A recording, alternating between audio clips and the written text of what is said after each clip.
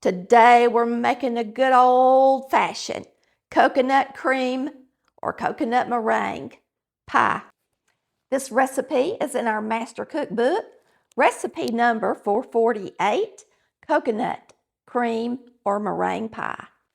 All right, we're going to start out this video with coconut. We're going to toast some coconut. We're also going to pre-bake our pie crust. I've got just a store-bought refrigerated pie crust that I put in a 9-inch pie plate. I've got some little pie weights I got at the store the last time I went. I had them marked down. I'm going to see if they work. Not a lot of them, are there? But we're going to get it in the oven. And I think I better prick it just a little bit. So we'll prick it a little bit. Most of the time, if they bubble, it's around the edge. But you don't want to prick it too much because you don't want your filling going underneath your pie crust. All right, we're going to put this in here and pre-bake it until it's nice and golden brown. All right, y'all, our pie crust is ready. I'm going to get these beads out of here because we'll be filling it up in a minute.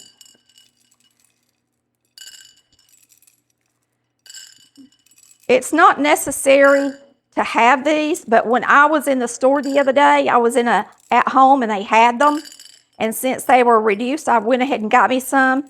You can see that my pie crust is sinking down into the pie, even with these in there. And that is because they're making the refrigerated pie crusts with less dough, just like they do everything else.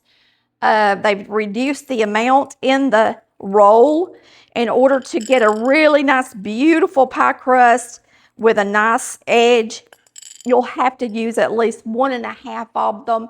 I didn't want to do that today. I used one, but if you're making it for somebody else, remember that you may want to have more crust going in your pie dish. It doesn't have anything to do with anything we done wrong as to why it shrunk down in there. It's merely the fact there's not enough dough in the pie crusts anymore because they used to didn't do that ever, never, and now every one of them do it. And so I know they've had to reduce the amounts of dough.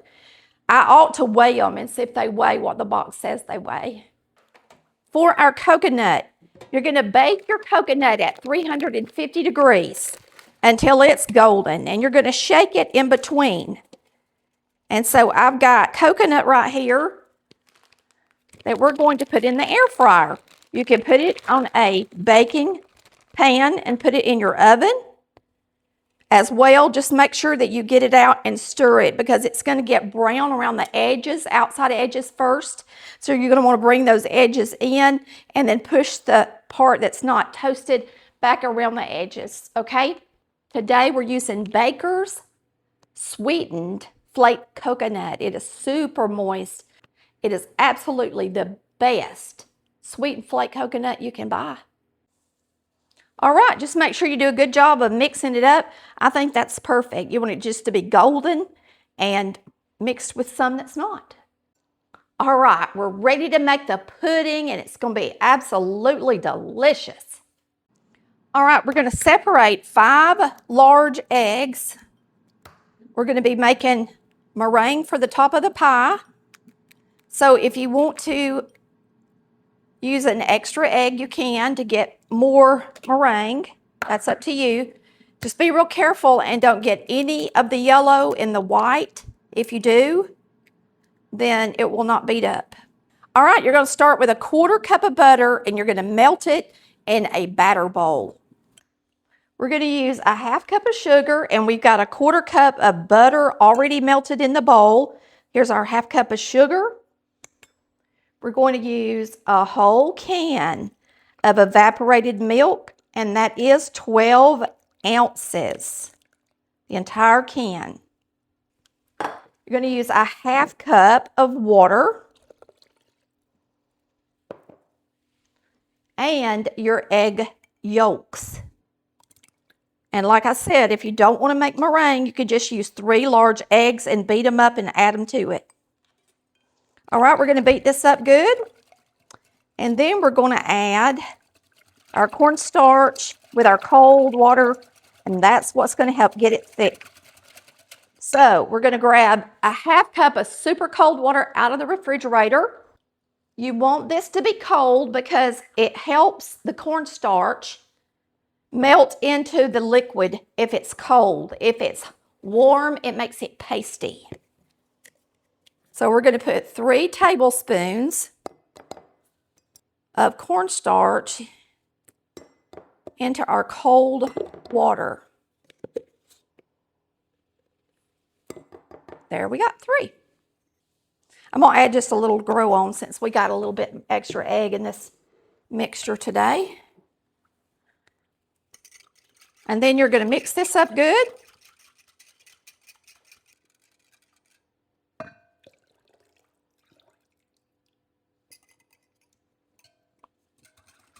All right.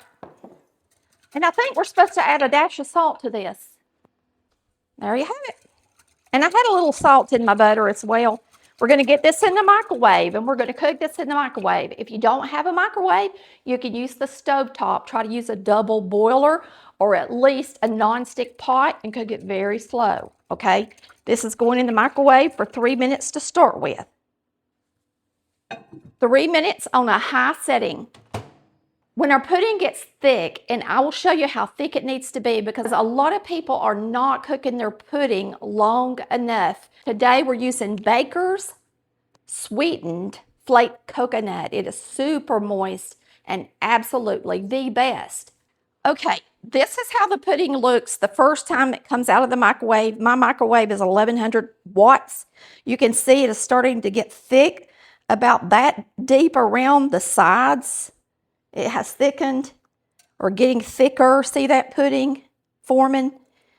But now what you're going to do is you're just going to whisk it really good. And I mean really good all over again. You're going to make sure that you whisk all the way around the bowl, all around the bottom of the bowl, so that there's absolutely no cornstarch that's not incorporated really well into the pudding, because you don't want your pudding to become lumpy. You're going to put this back in the microwave another 3 minutes. You will not find a better coconut pie than my coconut cream pie with meringue. Some people would call it a coconut cream, and it would be if you topped it with Cool Whip. If you top it with meringue, then it's a coconut meringue. Okay, let me show y'all this pudding. Do you see this pudding? Now, let me just get something and cut it open. If you take your pudding jar and you shake it, and it looks like it's thick all the way across, which this one is, it's thick all the way across. See that? There's no liquid left in it. You can cut it. See that? That's how you know it's done. Now look at there, there's some liquid down right in the middle. So we're going to mix it up and zap it just a little bit more.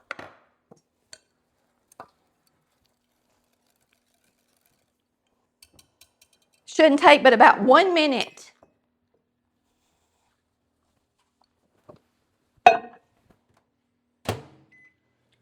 Now while that pudding finishes, we're going to start our meringue.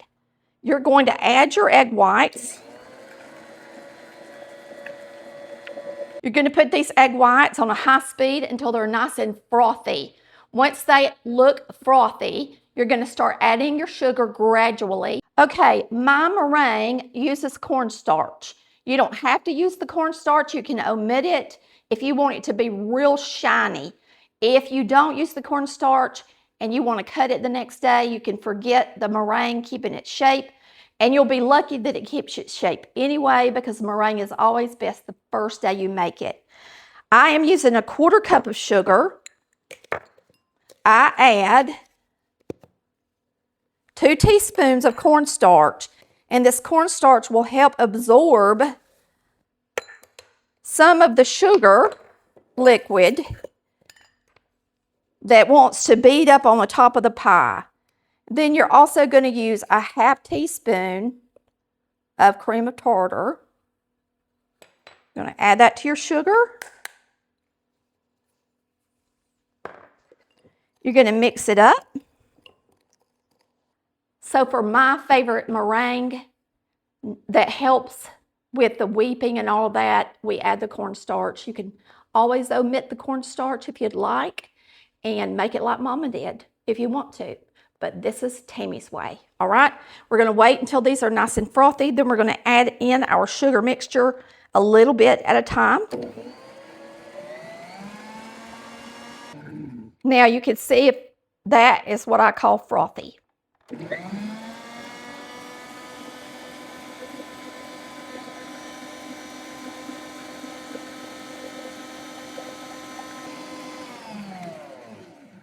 You don't want to overbeat this. You want to beat it until it comes to a nice peak. And it's not quite there. It's almost there. I think that's got it, y'all. Got it. Now let's finish up our pie. You're going to add butter and a little bit of vanilla to your pudding. And you're going to beat it. You never stop making it smooth. That butter actually gives it a shiny, smooth texture, makes it gorgeous. So this is the same way I make pudding for chocolate pudding, for banana pudding, for butterscotch pudding, any kind of pudding you want. You can find them all in my recipe book. And they are absolutely delicious. Everybody says this is the best. So now we add our coconut into our pudding. And you want to save a little for the top. And you know, when you get a coconut pie at the store, they barely have any coconut in them. They're nothing like this. So I'm telling you, it's a good one.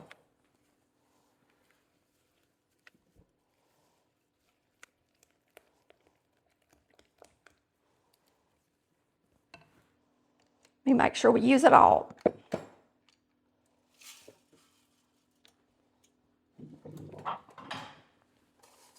And if you want to, if you brown too much, you can always use it for something else later.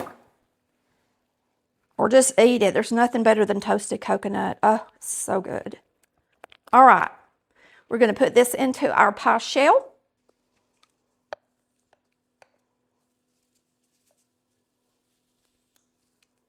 And you can tell it makes plenty of filling to fill up a 9-inch pie crust. But now this is not a deep 9-inch dish pie. It's just a standard 9-inch pie plate. All right, we're going to get our meringue on here.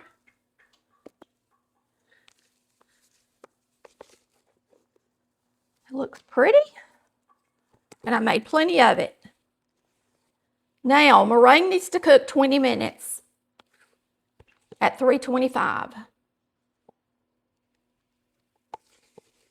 You don't want it up too high, and you want to cook it long enough because it is raw eggs. You're cooking the eggs, okay? I watch the British baking show, and they do not like for the meringue to be raw and the people to use those guns and get it brown. The lady on there, she don't like raw meringue. So she doesn't like the torches, and neither do I. I like to know that egg is cooked because it's an egg white, not an egg. Push your meringue over the edge of the pie and make sure you seal it good, or it will shrink once it cools down and it's been out of the oven. So you got to get it over the crust. If you don't, it's just going to draw up.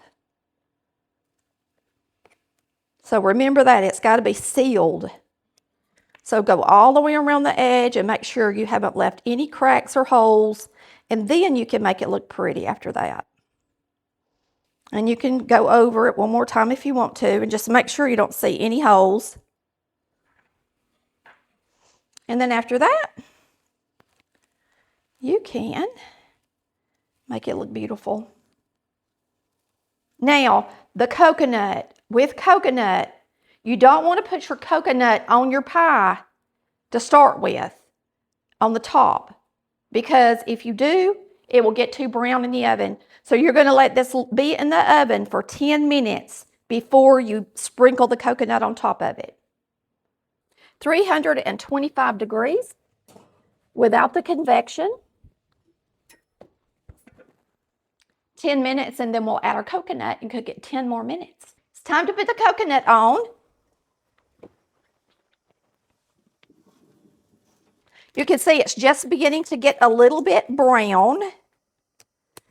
So we're going to add the coconut to it.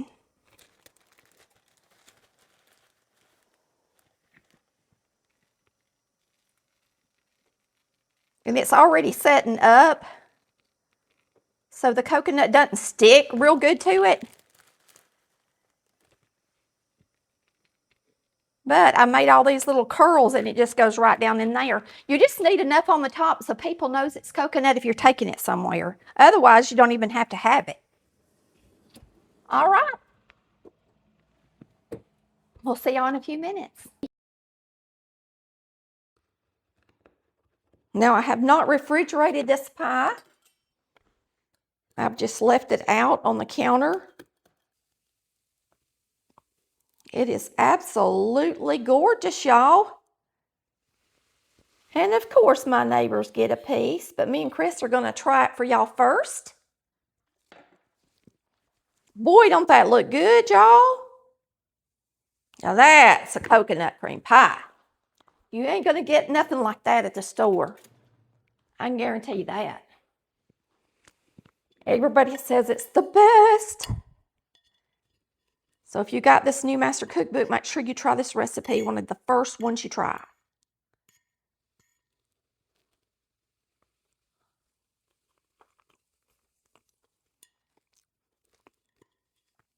That is absolutely divine. My neighbors are going to go crazy over it.